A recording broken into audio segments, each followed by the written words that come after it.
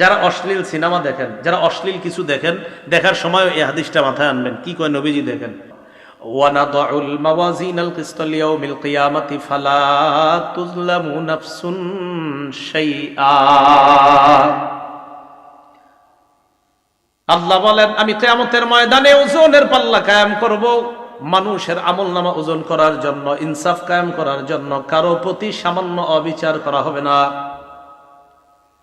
4 শ্রেণীর সাক্ষী কিয়ামতের ময়দানে দাঁড়িয়ে যাবে। 1 নাম্বার, জমিন সাক্ষী দিবে। এই জন্য জমিনের মধ্যে যখন আমরা চলি, সূরা মুলকের 16 নাম্বার আয়াত সব সময় মনে রাখবো, জমিনে হাঁটার সময় মনে রাখবো। আল্লাহ বলেন, আমিনতুম মান ফিস সামাই আইয়াখসিফা বিকুমুল আরদা ফাইযা হিয়া তামুর। তোমরা কি আসমানওয়ালার থেকে নিশ্চিত হয়ে গেছো যে জমিন তোমাদেরকে, জমিনের মধ্যে আসমানওয়ালা ধ্বংস করে দিবেন না, জমিনের নিচে ধসিয়ে দিবেন না, আর জমিন তোমাদেরকে নিয়ে থর থর করে কাঁপতে থাকবে। এই ব্যাপারে তোমরা নিশ্চিত হয়ে যেও না। আল্লাহ বলেন, জমিনে যখন হাঁটো, জমিনে যখন চলো, তোমরা কি নিশ্চিত হয়ে গেছো? যেমনে অহংকার করো, ভাবসাবে মনে হচ্ছে যে জমিনের নিচে আল্লাহ ধ্বংস করে দিতে পারেন না, জমিনের নিচে আল্লাহ তোমাদেরকে ধসিয়ে দিতে পারেন না, এই ব্যাপারে কি তোমরা নিশ্চিত হয়ে গেছো? বলেন, আল্লাহ চাইলে যে কোনো মুহূর্তে জমিনের একদম 1000 মাইল গর্তের নিচে আল্লাহ আমাদেরকে নিতে পারেন কিনা? তা আল্লাহকে নিশ্চিত হয়ে গেছো? বলেন, জমিনের নিচে ধসিয়ে দেওয়ার ঘটনা অনেক আগে ঘটছে না কিছুদিন আগেও ঘটছে? তুরস্কে বাড়ি সহ গেছে না? তো 1 নাম্বার সাক্ষী হবে জমিন। সূরা জিলজালের 4 নম্বর আয়াত আল্লাহ বলেন, ইয়াউমা ইযিন তুহাদ্দিসু আখবারাহা। সেদিন জমিন তার বৃত্তান্ত সব বলে দিবে। এটা হাদিস শুনেন খুব মনোযোগ দিয়ে। এই হাদিসটাও জমিনের উপর যখন চলবেন আর মাথায় রাখবেন। যারা অশ্লীল সিনেমা দেখেন, যারা অশ্লীল কিছু দেখেন, দেখার সময় এই হাদিসটা মাথায় আনবেন। কি কয় নবীজি দেখেন, তিরমিজি শরীফের 2429 নম্বর হাদিস। রাসূলুল্লাহ সাল্লাল্লাহু আলাইহি সাল্লাম এই আয়াত তেলাওয়াত করলেন, সূরা জিলজালের 4 নম্বর আয়াত তেলাওয়াত করার পর নবীজি বলেন, আতাদরুনা মা আখবারুহা। তোমরা কি জানো জমিনের বৃত্তান্ত কি, জমিন কি বলে দিবে? সাহাবীরা বললেন, আল্লাহ আর তার নবী ভালো জানেন। নবীজি বললেন, ফাইন্না আখবারাহা আন তাশহাদা আলা কুল্লি আবদিন ওয়া আমাতিন বিমা আমিলা আলা যহরিহা আন তাকুলা আমিলা কাযা ওয়া কাযা ইয়াউমা কাযা ওয়া কাযা।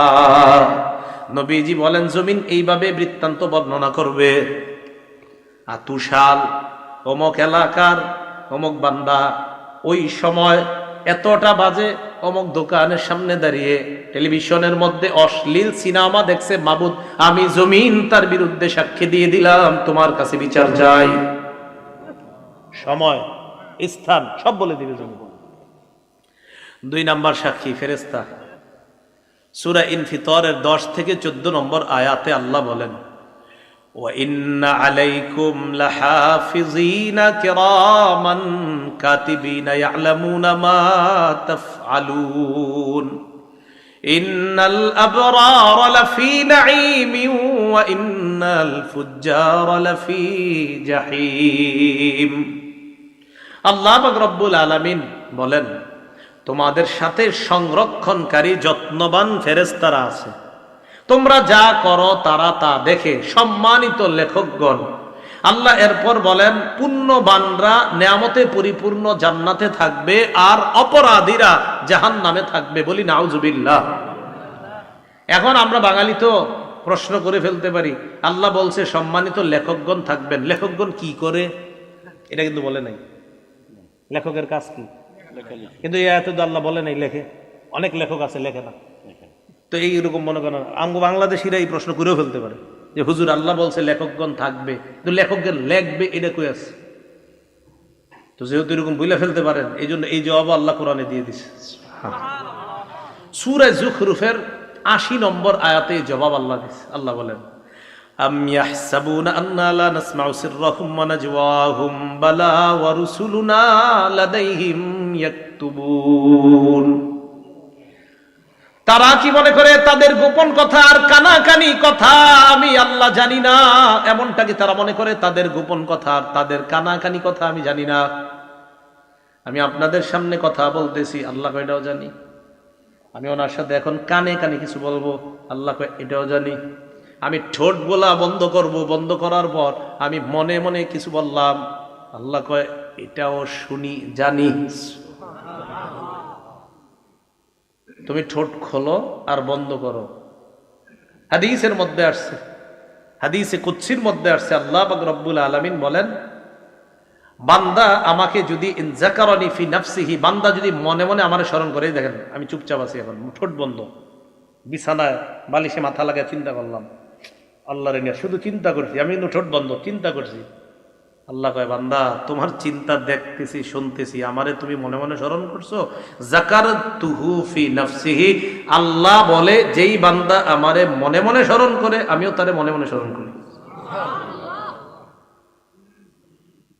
আল্লাহ বলেন তাদের গোপন কথা আর তাদের কানাকানি কথা আমি কি শুনি না, আমি কি জানি না? তারা কি এমনটা মনে করে? না না, আমি সব জানি। শুধু তাই নয়, বালা ওয়া রুসুলুনা লাদাইহিম ইয়াকতুবুন, আমার ফেরেশতাগণ তাদের আমলনামা, তাদের কর্মকাণ্ড লিপিবদ্ধ করে নেয়। লেখেনি তো? লেখকগণ শুধু থাকে না, লেখেও। তাহলে বলেন সম্মানিত ফেরেশতা লেখকগণ তারা দেখে, বলেন ফেরেশতা, বলেন ফেরেশতাগণ দেখে, শোনে, লেখে। এখন আসেন, লেখা তৈরি করার পর একটা খাতা, এটা একটা খাতা, এটা একটা খাতা, এই খাতার মধ্যে লেখাগুলো তৈরি হয়ে গেছে, 1 পৃষ্ঠা 2 পৃষ্ঠা, ঠিক আছে না? এবার বন্ধ খাতা। এবার এই খাতা আমল নামা ফেরেশতাগণ আল্লাহর কাছে পেশ করবে কিয়ামতের ময়দানে। এই খাতাটা আল্লাহ বলেন সূরা বনী ইসরাঈলের 13-14 নম্বর আয়াত, ওয়া নুখরিজু লাহু ইয়াউমাল কিয়ামাতি কিতাবান ইয়ালকাহু মানশুরা। আল্লাহ বলেন বান্দার জন্য আমলনামা আমি খুলে দিব, বান্দা তার আমলনামা খোলা অবস্থায় দেখতে পাবে, তাকায় দেখবে সব লেখা। এবার আল্লাহ বলবে ইকরা কিতাবাক, বান্দা কি ঠিক আছে, পড়ো, সব নিজেই পড়ো। কাফা বিনাফসিকাল ইয়াউমা আলাইকা হাসিবা, যা করছো এটির হিসাবের জন্য তুমি যথেষ্ট। সূরা কাহাফের 49 নম্বর আয়াতে আল্লাহ বলেন বান্দা যখন আমলনামা দেখবে, দেখার পর অনেক বান্দাদের অবস্থা হবে এমন, অপরাধী যারা তাদের অবস্থা কেমন হবে? আল্লাহ বলে ওয়া তারাল মুজরিমিনা মুশফিকিনা মিম্মা ফিহি, নবী আপনি তাকায় দেখবেন অপরাধীরা তাদের আমলনামাটার দিকে তাকায় ভয় পাইতেছে, ভয়ে থরথর করে কাঁপবে আর বলবে মালি হাদাল কিতাব লা ইউগাদিরু সগীরাতাও ওয়ালা কাবীরাতান ইল্লা আহসাহা। অপরাধীরা আমলনামার দিকে তাকা ভয়ে ভয়ে চোখগুলা বড় করে তাকা বলবে সর্বনাশ, এটা কেন আমলনামা, এটা আবার কেমন আমলনামা, ছোট বড় কোনো কিছুই ছাড়ে নাই। আমি রাতের অন্ধকারে মা বাবার দৃষ্টির আড়ালে আমার রুমের মধ্যে দরজা লাগিয়ে অন্ধকারের মধ্যে একা একই একটা অপরাধ করেছিলাম, এটাও দি এখানে লেখা ইল্লা আহসাহা। বলবে এটা কেমন আমলনামা, এ তো সব লেখা, পুকুরে পানির নিচে ডুব দিয়ে কি করছেন সব লেখা। ওয়াজাদু মা আমিলু হাদিরা, সব পাবে। সূরা নাবার 40 নম্বর আয়াতে আল্লাহ বলেন ইয়াউমা ইয়ানজুরুল মারউ মা কদ্দামাত ইয়াদা, মানুষ যা আমল করছে সব দেখতে পাবে। ওয়া ইয়াকুলুল কাফিরু ইয়া লাইতানি কুনতু তুরাবা, কাফের বলবে হায় যদি আমি মাটি হয়ে যেতাম। কাফের কি বলবে? আমি যদি কি দেখা আমলনামা, বলেন কি দেখা? আসেন আগের কথা, আমলের প্রতিদান নির্ভর করে কিসের উপর? নিয়তটা ঠিক করেন, আল্লাহ বুঝার তৌফিক দান করেন। এখন আমলনামা অপরাধী দেখে এইভাবে কাঁপতে কাঁপতে থাকবে থরথর করে। যাক, শেষ হলো এই পর্ব, দ্বিতীয় সাক্ষীর পর্ব। প্রথম সাক্ষী, দ্বিতীয় সাক্ষী ফেরেশতা। তো আজকে থেকে আমরা জমিনে চলার সময় মনে রাখবো যে জমিন আমার সাক্ষী হচ্ছে, আমি কি করছি, কোন সময়, কোন মুহূর্তে, কোন চা স্টলের সামনে দাঁড়িয়ে অশ্লীল কিছু দেখছি, কি করছি, সব জমিন সাক্ষী দিবে। 2, শুধু জমিন না, ফেরেশতারা সম্মানিত লেখকগণ এইখানে আছে, আমার সব কর্মকাণ্ড দেখতেছে, শুনতেছে, লিখতেছে। মনে থাকবে? 3, অঙ্গ প্রত্যঙ্গ। ও মনে আছে মাশাআল্লাহ আপনাদের, অঙ্গ প্রত্যঙ্গ। আচ্ছা, এবার সবাই একটু চোখ বন্ধ করেন তো আমার সাথে। করছেন? খোলেন। চোখ বন্ধ করলে কিছু দেখা যাচ্ছে? আচ্ছা, একবার একটু ভাবেন তো, আল্লাহ যদি জন্ম থেকে এই দুই চোখ না দিতেন?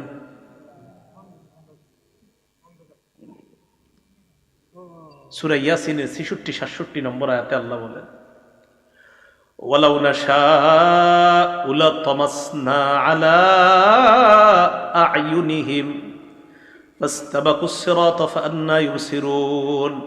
আল্লাহ বলেন, আমি যদি চাইতাম তাদেরকে আমি আল্লাহ তাদের আলো লোপ করে দিতে পারতাম, চোখের আলো লোপ করে দিতে পারতাম।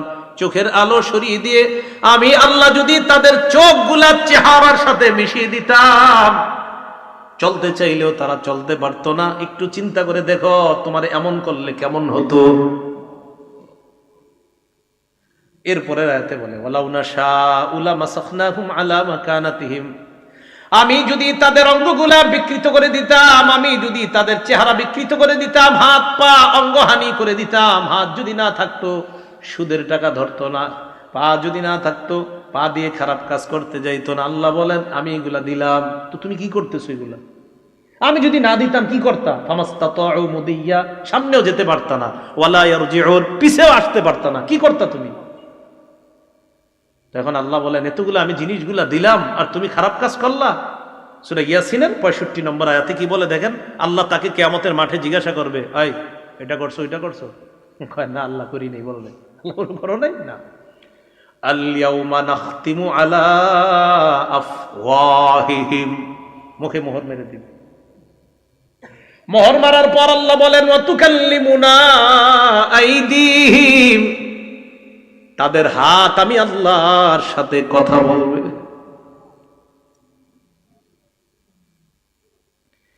একটু চিন্তা করে দেখেন, হাত যদি আল্লাহকে বলে, আল্লাহ এই হাত দিয়ে ঘুষের টাকা, সুদের টাকা ধরছে। নিয়ম হলো, কেউ যদি কথা বলে এটার বিপক্ষে, কথা বলার পর ওই কথার পক্ষে সাক্ষীর প্রয়োজন হয়, তাহলে আল্লাহর সাথে হাত কথা বললো, এবার সাক্ষী কি? ওয়াতাশহাদু আরজুলুহুম বিমা কানু ইয়াকসিবুন, পা সাক্ষী দিয়ে বলবে, আল্লাহ হাত যা যা বলছে আমি পা হাতের পক্ষে সাক্ষী দিয়ে দিলাম। একটু চলেন না রাস্তা হাইটে, একটু ভাবেন না নিজেরে যে আমার চোখ যা করবে, আমার হাত যা করবে, আমার হাত আল্লাহরে বলবে। বলার পর এরকম হতে পারে যে বান্দা কইতে পারে, আল্লাহ হাত বলছে, সাক্ষী কই? বান্দার তো মুখ বন্ধ, তো বান্দা বলতে পারে, আল্লাহ আমার হাত বলছে, হাত যে বলছে এটা সাক্ষী কই? পা বলবে আমি সাক্ষী। আরেকটু সামনে যান, দেখেন আরো কেমন আয়াত। সূরা হামিমাস সাজদা ২০-২১ নম্বর আয়াতে আল্লাহ বলেন, হাত্তা ইদা মা জাউহা, এগুলো যখন জাহান্নামের কাছে যাবে, যখন জাহান্নামে ফালাবে আল্লাহ, শাহিদা আলাইহিম সামউহুম, কান সাক্ষী দিবে, ও আবসারুহুম, চোখ সাক্ষী দিবে। এরপর কি বলে দেখেন, ওয়া জুলুদুহুম বিমা কানু ইয়ামালুন, এদের চামড়াগুলাও সাক্ষী দিয়ে দিবে, চামড়া সাক্ষী দিবে। বান্দা বলবে, ওয়া ক্বালু লিজুলুদিহিম লিমা শাহিদতুম আলাইনা, বান্দা বলবে, ও চামড়া তুমিও সাক্ষী দিলা, তুমি আবার কেমনে সাক্ষী দাও? চামড়া জবাব দিবে, আনতাকানাল্লাহুল্লাযী আনতাকা কুল্লা শাই, যে আল্লাহ যারে চায় কথা বলাইতে পারেন, ওই আল্লাহ আমি চামড়াকে কথা বলার ক্ষমতা দিয়ে দিছেন। কিছুক্ষণের জন্য ভাইবা দেখেন, এই হাত, এই পা, এই চোখ, এই চামড়া আপনার শত্রু। কিছুক্ষণের জন্য ভাবেন, কেমনে? যদি আপনি খারাপ কাজ করেন তো এরাই আপনার বিরুদ্ধে সাক্ষী দিবে, এরাই কথা বলবে। আপনি অন্য সাক্ষীর কি দরকার? কথার কথা, জমিনের সাক্ষীর কথা শুনলেন, ফেরেশতাদের কথাও শুনলেন, তো এদেরকে রাখেন না, আপনার সাথেই তো সাক্ষী ঘুরতেছে। এই যে আমার হাত, পা, চামড়া সবই তো সাক্ষী। এই হলো তৃতীয় সাক্ষী। চতুর্থ সাক্ষী, প্রধান সাক্ষী, একমাত্র সাক্ষী, যার অন্য কোনো সাক্ষী দরকার ছিল না, তিনি কে? কিন্তু আল্লাহর সিস্টেম সবকিছু করেন, আল্লাহর এটা পদ্ধতি, সিস্টেম। যে দেখো বান্দা, আমি তোমার উপর কোনো জুলুম করছি না, তুমি যা করছো এ তোমার হাত সাক্ষী দিচ্ছে, তুমি যা করছো ফেরেশতা সাক্ষী দিচ্ছে, তুমি যা করছো জমিন সাক্ষী দিচ্ছে। বান্দা, আমি তোমার উপর কোনো জুলুম করি নাই, এগুলো আমার দরকার ছিল না, আমি আল্লাহর। আরে সাক্ষী হিসাবে আমি আল্লাহই তো যথেষ্ট, আমি তো দেখতেছি তুমি কি করো আর না করো। সূরা হামিমাস সাজদা আল্লাহ বলছো, আওয়ালাম ইয়াকফি বিরাব্বিকা আন্নাহু আলা কুল্লি শাইইন শাহীদ, তোমার এতটুকু কি যথেষ্ট না যে তোমার কর্মকাণ্ডের ব্যাপারে সবচেয়ে প্রধান সাক্ষী আল্লাহ? আর কি সাক্ষী তুমি চাও? আল্লাহ তো সব সময় তোমাকে পর্যবেক্ষণ করতেছে তুমি কি করো আর না করো। তো অন্যগুলো তুমি বাদ দাও। সূরা আলী ইমরানের 5 নম্বর আয়াতের অনুবাদটা বলবো। এই অনুবাদটা আপনারা ডেইলি কয়েকবার একজন আরেকজনকে বলবেন, নিজের বিবিরও বলবেন, পরিবারের ছেলে মেয়েদেরকে কয়েকবার পারলে শোনাবেন। আয়াতটা পড়ি, এরপরে অনুবাদটা বলবো। আল্লাহ বলেন, ইন্নাল্লাহা লা ইয়াখফা আলাইহি শাইউন ফিল আরদি ওয়ালা ফিস সামা। বলেন আমার সাথে, নিশ্চয়ই আল্লাহর কাছে আসমান জমিনের কোনো কিছু গোপন থাকে না। সন্তান কলেজে যাইতেছে, বলে দিবেন, বাবা আল্লাহর কাছে আসমান জমিনের কোনো কিছু গোপন থাকে না, গোপনে কিছু করো না। মেয়েটা যাইতেছে, বয়স বালেগা হয়ে গেছে, বাহিরে যাওয়ার সময় বলে দিবেন, মা আমি বাবা আছি, তোমার মা আছে, হয়তো আমরা তোমার সামনে থাকি, তুমি কিছু করো না, হয়তো আমাদের অগোচরে তুমি কোনো অন্যায় করতে পারো, তবে একটা কথা মনে রাখো, আল্লাহর কাছে আসমান জমিনের কোনো কিছু গোপন থাকে না। তুমি যা করবা ভালো করো, এটাও আল্লাহর কাছে জানা আছে আল্লাহর। তুমি যদি খারাপ করো, এটাও আল্লাহর জানা আছে। আল্লাহর কাছে কোনো কিছু গোপন না। তুমি যা যখন যেভাবে করো সব আল্লাহ জানে। এই আয়াতটা প্রতিদিন কয়েকবার একজন আরেকজনে শোনাইবেন অনুবাদটা, যে সূরা আলী ইমরানের 5 নম্বর আয়াতে আল্লাহ বলে দিয়েছেন, নিশ্চয়ই আল্লাহর কাছে আসমান জমিনের কোনো কিছু গোপন না। আমার দিকে সবাই তাকান, একটু চোখের দিকে। এই চোখ সামনের দিকে তাকায় রয়েছে, মাঝে মাঝে আর চোখে অন্য কিছু দেখি, এরকম হয় না? আরে হয় কিনা?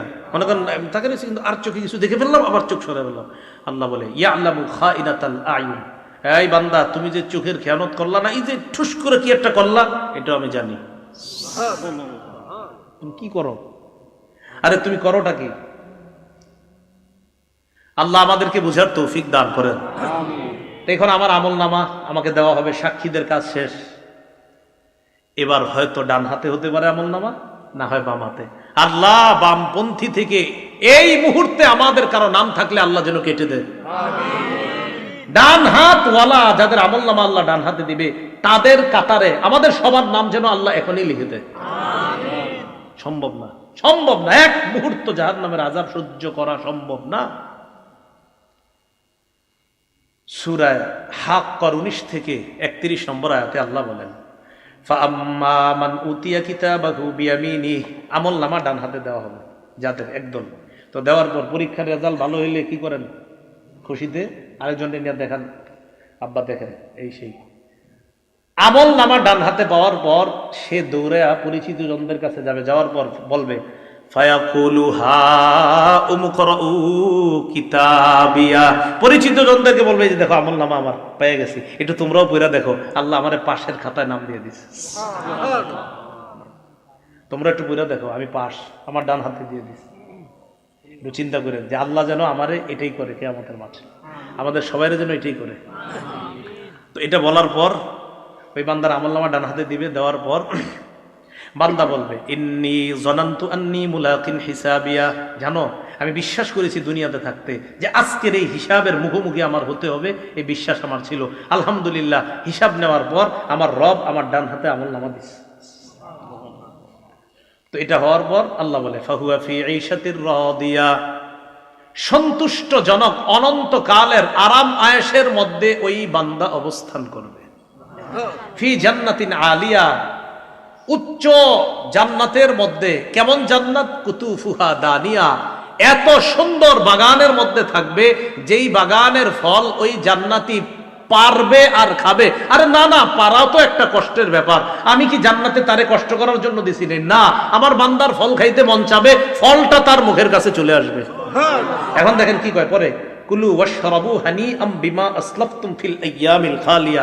এরপর তাকে বলা হবে, বান্দা খাও, পান করো, স্বাচ্ছন্দ্যে আরামে যেমনে মন চায় খাও। দুনিয়াতে কিছুদিন কষ্ট করেছিলা, রাতে শীতের রাত ল্যাপটা ফালায়া দেয়া মসজিদে ফজর করেছিলা, রাতে ঝড় বৃষ্টি হচ্ছে, তুমি সবাই না গেল, তুমি গিয়েছিলা মসজিদে, গিয়ে দেখছো শুধু ইমাম মুয়াজ্জিন আর 2-1 আছে, মাশাআল্লাহ তুমিও গিয়েছিলা বান্দা, একটু কষ্ট করেছিলা, 40 বছর 50 60 বছর, হ্যাঁ কষ্ট করেছিলা তো করেছিলা, তো এখন তুমি গাছ থেকে পাইরা ফল খাবা মানি না? না, তোমার যেভাবে যখন যেমনে মন চায়, শুধু মন চাইবে, আসতে দেরি হবে না, বাস খাইতে থাকো। তুমি ফেলে আসা জীবনে যা করেছো এর প্রতিদান আমি আল্লাহ তোমাকে দিয়ে দিলাম। এলো ডান হাতের আমল নামা। ও আম্মা মান উতিয়া কিতাবাহু বিশিমালিহি, সাক্ষীদের সাক্ষী নেওয়ার পর আরেক দল মানুষের আমল নামা বাম হাতে দেওয়া হবে। বাম হাতে দেওয়ার পর ওই বান্দা বলবে, ইয়া লাইতানি লাম উতা কিতাবিয়া, হায় আমার আমল নামাটা যদি আমাকে দেওয়া না হতো। পরীক্ষায় ফেল করার পর অনেকে চিন্তা করে, হায় যদি আমার এই পরীক্ষার রেজাল্টটা নাই জানতাম, আহারে এই পরীক্ষাটা যদি কোনো মতে বাদ হয়ে যেত, এটা পরীক্ষা দিছে ভালো হয় নাই, তো চিন্তা করে এটা যদি কোনো মতে বাদ হয়ে যেত, ঘোষণা করতো যে এই পরীক্ষা আবার দিতে হবে। কিয়ামতের ময়দানে বান্দা আমল নামা দেখবে, বাম হাতে দেখার পর বলবে, ইয়া লাইতানি লাম উতা কিতাবিয়া, আমার আমল নামা যদি আমাকে দেওয়া না হতো। ওয়ালাম আদরি মা হিসাবিয়া, আমার হিসাবটা যদি আমি জানতে না পারতাম। ইয়া লাইতাহা কানাতিল কাদিয়া, হায় মরণ যদি আমার শেষ ফয়সালা হতো, মানে মরার পর যদি আমি মাটি হয়ে যেতাম, আর যদি এখানে আসতে না হতো, তাহলে তো সব হয়ে যেত বা বেঁচে যেতাম। তখন কি বলবে জানেন? মা আগনা আন্নি মালিয়া, আমার কত টাকা পয়সা ছিল, কোনো কাজে আসলো না। হালাকা আন্নি সুলতানিয়া, আমার কথায় মানুষ উঠতো বসতো, এটাও কাজে আসলো না, চলে গেল। আল্লাহ বলবেন, খুজু, ফেরেশতাদেরকে বলবেন ধরো, ফাগুল্লু, এটারে বেরি পড়াও। সুম্মাল জাহিমা সাল্লু সুম্মা ফি সিলসিলাতিন যারউহা ৭০ যিরাআন ফাসলুকু, শিকল দিয়ে বাঁধো, যে শিকলের গজ হবে ৭০ গজ। তাফসীরের কিতাবে আছে নাক দিয়ে শিকল ঢুকিয়ে পিছনের রাস্তা দিয়ে বের করে পুরাটা শরীরের মধ্যে পেঁচায়া এই ব্যক্তিকে এইভাবে ধাক্কা মেরে জাহান্নামে ফেলে দেওয়া। বলছিলাম আমার আপনার আমল নামা এটা হয়তো ডান হাতে দেওয়া হবে, না হয় বাম হাতে। তাই আমল আমরা দুনিয়াতে যারা করছি মুসলমান, আমাদের আমলগুলো যেন শুদ্ধ হয়, আর আমলের নিয়তটাও যেন শুদ্ধ হয়। ১ টাকা দান করি, সেটাও শুদ্ধ নিয়তে দান করব। ১ লক্ষ টাকা, সেটাও পরিশুদ্ধ নিয়তে দান করব। ১ কোটি টাকা, এটাও শুদ্ধ নিয়তে দান করব, কাউকে দেখানোর জন্য না। সহিহ বুখারীর বর্ণনায় আসছে ২১১৮ নম্বর হাদিস, আম্মা জান আয়েশা সিদ্দিকা রাদিয়াল্লাহু তাআলা আনহার বর্ণনা। তিনি বলেন, ইয়াগজু জাইশুনিল কাবা, নবীজি সাল্লাল্লাহু আলাইহি সাল্লাম বলেছেন, এক জামানায় একদল মানুষ কাবা ধ্বংস করার উদ্দেশ্যে রওনা করবে। নাউজুবিল্লাহ। ইউখসাফু বিআউয়ালিহিম ওয়া আখিরিহিম, তাদের পূর্বাপর সামনের পিছনের সব মানুষগুলারে ধ্বংস করে দেওয়া হবে, গজব আইসা ধ্বংস করে দিবে। আম্মা জান আয়েশা বলেন, আমি বললাম, ইয়া রাসূলুল্লাহ, ফিহিম আসওয়াকুহুম ওয়া লাইসা মিনহুম, এদের মাঝে এমনও মানুষ আছে যারা তাদের বাজারের পণ্য সামগ্রী ইত্যাদি নিয়ে যাচ্ছে, আবার যারা তাদের অন্তর্ভুক্ত না। মনে করেন ১০০ জন রওনা করছে, এর মধ্যে ৫০ জন কাবা ধ্বংসের নিয়ত, আর ৫০ জন ভালো মানুষও তো থাকতে পারে। হুজুর, নবীজি বললেন, আয়েশা, সবাইরই ধ্বংস করবে আল্লাহ, সবাইরই, ভালোগুলাও ধ্বংস হবে। তারপর এখানে নিয়ত কাদের ছিল ভালো, কারা কাবা ধ্বংসের নিয়তে গিয়েছে আর কারা ভালো নিয়ত ছিল এখানে, এটা তো আল্লাহ জানেন। ওই নিয়ত অনুযায়ী কিয়ামতের মাঠে তাদেরকে ফলাফল দিয়ে জান্নাত দেওয়া। কথা মনে থাকবে তো? তাহলে নিয়তের উপর আমলের প্রতিদান নির্ভর করে। সহিহ বুখারীর বর্ণনা ১২৩ নম্বর হাদিস, রাসূলুল্লাহ সাল্লাল্লাহু আলাইহি সাল্লাম বলেন, মান কাতালা লিতাকুনা কালিমাতুল্লাহি হিয়াল উলিয়া ফাহুয়া ফি সাবিলিল্লাহ, এক ব্যক্তি আল্লাহর রাস্তায় লড়াই করে, এক ব্যক্তি আল্লাহর রাস্তায় লড়াই করে। তো আল্লাহর রাস্তায় যিনি লড়াই করতেছে, উনি কোন নিয়তে আল্লাহর রাস্তায় লড়াই করতেছে এটা জানে কে? তো কোন ব্যক্তি যদি আল্লাহর রাস্তায় এই নিয়তে লড়াই করে, আল্লাহর কালিমা এটা যেন পৃথিবীর মধ্যে বিজয় লাভ করে, ইসলাম যেন বিজয় হয়ে যায়, এই নিয়তে যদি লড়াই করে, তাহলে সে প্রকৃত আল্লাহর রাস্তার মুজাহিদ বলে গণ্য হবে। কেন বলেন তো? নিয়ত পরিশুদ্ধ। বলেন নিয়ত পরিশুদ্ধ। এই জন্য মনে রাখতে হবে, রাসূল সাল্লাল্লাহু আলাইহি সাল্লাম বলেছেন, রুব্বা কাতিলিন ফি সাফফাইনি আ'লামু বিনিয়াতিহি, আল্লাহু আ'লামু বিনিয়াতিহি। যুদ্ধের ময়দানে সারিবদ্ধ দুই কাতারের মধ্যে মুজাহিদরা দাঁড়িয়ে আছে, কত মুজাহিদরা শহীদ হচ্ছে, এরা প্রকৃত শহীদ কিনা এটা আল্লাহ জানেন, কারণ কোন নিয়তে শহীদ হয়েছে এটা জানেন আল্লাহ। যদি বীরত্ব দেখানোর নিয়তে শহীদ হয়ে থাকে তাহলে তো নিয়ত খারাপ, যদি বাহবা পাওয়ার আশায় শহীদ হয়ে থাকে তাহলে তো নিয়ত খারাপ। হ্যাঁ, আল্লাহর দিন দুনিয়াতে বিজয় হোক এই নিয়তে যারা শহীদ হয় তারাই তো প্রকৃত শহীদ। তাহলে কি বুঝলাম? শাহাদাত নামক ইবাদত, নামাজ নামক ইবাদত, আল্লাহর দিন পৃথিবীতে বিজয় হবে এই ইবাদত, রোজা নামক ইবাদত, হজ নামক ইবাদত, যাকাত নামক ইবাদত, সদকা নামক ইবাদত, আমাদের ছোটখাটো ইবাদত, সব ইবাদত, সব আমলের আগে কি শুদ্ধ হইতে হবে? আল্লাহ আমাদের সকলকে পরিশুদ্ধ নিয়তের সাথে যেন আমলগুলা করতে পারি, আল্লাহ তৌফিক দান করবেন। হযরত মুনাজাত করবেন ইনশাআল্লাহ, আখেরি মুনাজাত, আমরা মুনাজাতে অংশগ্রহণ করব। একজন একটা প্রশ্ন দিয়েছেন, প্রশ্নটা কোনো মাদ্রাসার আলেমকে গিয়ে করবেন। হ্যাঁ, যিনি দিয়েছেন কোনো মাদ্রাসার আলেমকে করবেন, প্রশ্ন উত্তর দিয়েন না, ইউটিউবাররা আছে না, ঝামেলা লাগাইব। প্রশ্ন দিবেন না, প্রশ্ন মাদ্রাসায় গিয়ে করবেন। একজনে লেখছেন একটা জিনিস, ওইটা সঠিক না, একজন একটা জিনিস লেখছেন আর কি, এটা বলা সঠিক না। যিনি লেখছেন বাস আপনি জেনে নিয়ে আপনি অন্যদেরকে জানাই দিবেন, এটা বলা সঠিক না, যেটা লেখছেন আর কি বাস।